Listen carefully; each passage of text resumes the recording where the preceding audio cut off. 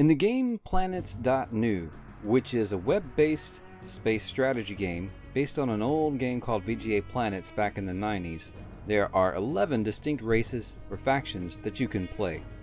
Since last summer, I'd been commissioned to make new 3D ships for the game. As of this video, there are now 28 new ship models completed. They are rendered in the game in 2D with plans to make them 3D in many elements of the game. One of the races that now has all of their new ships designed is the one that's most familiar to us humans, and general sci-fi fans, the Solar Federation. The Solar Federation in this game may have originated from Earth, and over time has embraced a variety of races and cultures from across the stars. Their society is highly inclusive. Their emphasis is on benevolent governance, scientific discovery, and advanced technology. For this reason, they prefer their ships to appear bright and clean to inspire a sense of positive hope for their people. This also serves to advance diplomacy with outsiders and present a sense of righteousness to their adversaries.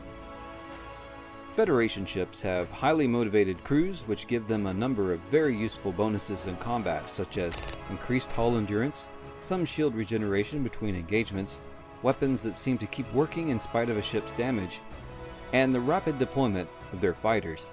However, the Solar Federation is not considered a fighter race like the Evil Empire or Lost Colonies of Man. They are a torpedo race. They have opted to arm their ships with a relatively large amount of torpedo launchers. They are also the only race that can build the devastating quantum torpedo. Now, all races in Planets.Nu use warp engines for faster-than-light travel, but the technology warp engines used by the races often differs between them. In the case of the Solar Federation, as well as the Fascist Empire, Lizard Alliance, and the Empire of the Birds, a warp bubble is generated to fold space-time and create a differential between the front and the stern of the ship, which propels the ship forward at FTL velocities, very much like in Star Trek. This is similar to the theoretical Alcubierre warp drive. Not a real thing yet, but a fun scientific theory on how an FTL warp drive should work. However, other empires use an entirely different warp propulsion technology and design their ships differently. For the Solar Federation, all warp drives must have an area of empty space between two opposing plates or vanes to generate the warp field. Now, this doesn't mean that their ships are restricted to an even number of warp engines, as many of the smaller ships, such as the Nocturne-class destroyer, have only one warp engine, but it still has two plates or vanes with negative space between them to generate the warp field. They all also have a forward-facing warp field emitter colored blue. As of this video, the number on the ship's hull refers to the particular class of the ship, not the ship ID in the game. Torpedo tubes usually face forward. Beam turrets are placed in a location where they have good firing arcs, but also can connect to the ship's power grid without obstruction. Almost all Solar Federation ships have a shuttle or a small craft hangar of some kind. You may also notice that there are two distinct hull shapes here. Ships such as the Nebula-class cruiser, Kitty Hawk-class carrier, and the Missouri-class battleship have a much more rounded appearance, while the Nocturne-class destroyer and Nova-class super-dreadnaught have a much more pointed and aggressive appearance. There are two different and somewhat competing design firms within the Federation fleet, one that emphasizes utility and pragmatism. These are things like fuel capacity and cargo capacity, which enable long-range colonization, supply, and troop drops, and the other design firm has more focus on space combat. Now let's briefly talk about the 5 most popular ships used in the Solar Federation and why we think they are built so often. Number 1. The Nebula-class cruiser. The Nebula class is a fair combat cruiser with 4 beam turrets and 4 torpedo launchers. Nothing outstanding there, but has a whopping 470-ton fuel capacity. Yes, Planets.Nu is a grand strategy game, so fuel, supplies, and ammunition are important factors. It also has a generous 350-unit cargo capacity. It is also only a Tech 6 ship hull, meaning it can be unlocked fairly early in your game. For this reason, it makes a great colonization and early game exploration cruiser.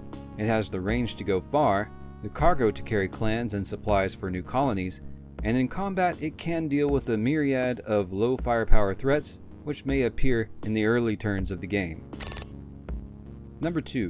The Eros class research vessel. The Eros class is a very special little ship. It has very little combat ability, a mediocre fuel capacity, and a small cargo capacity. It can do one thing that no other ship can do. It can cool down hot planets until they reach a temperate level. Its counterpart ship, the Bohemian class survey vessel, can heat up a cold planet until it is temperate. Both are built en masse. This means that colonists will thrive more easily unless they are crystalline colonists which prefer searing hot planets. These ships are also used by the Lizard Alliance, which have copied the design. These ships are so useful, they are often traded amongst allies. Number 3. The Loki class destroyer. The Loki, with 2 beam turrets and 4 torpedo launchers, is a mediocre ship for combat. But the Lokis have a tachyon scanning device which will disable the cloaking device of many ships within a 10 light-year radius. There are some ships with cloaking devices that are immune to this effect, but cloaking devices are used by several other races, which makes the Loki a valuable asset in any Federation fleet. The Loki was developed as a counter-threat to the Lizard cloaking technology, but this backfired when the Lizards stole the plans for the Loki. Number 4. The Nova class super-dreadnaught. The Nova is the most advanced battleship of the Federation fleet, armed with 10 torpedo launchers, 10 beam weapons, and with the Federation being the only race that can build quantum torpedoes, a fully teched up Nova is simply a beast of a battleship, making it one of the most powerful combat ships in the game. Number 5. The Missouri class battleship. The Missouri class battleship has only 8 beam weapons to the Nova's 10 and 6 torpedo launchers to the Nova's 10, still strong but not nearly as combat effective as a Nova. It also has no special abilities. This ship is popular because at Hull Tech 8 it is easier than most battleships to build. It also only requires 2 warp engines to the Missouri's 4. Engines are often the most expensive component of the ship build. Overall, the expense of the Missouri is much more forgiving than the Nova.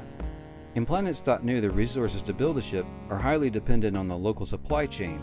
This means if you need to get a budget battleship out there with limited resources at the shipyard, the Missouri is often a good choice.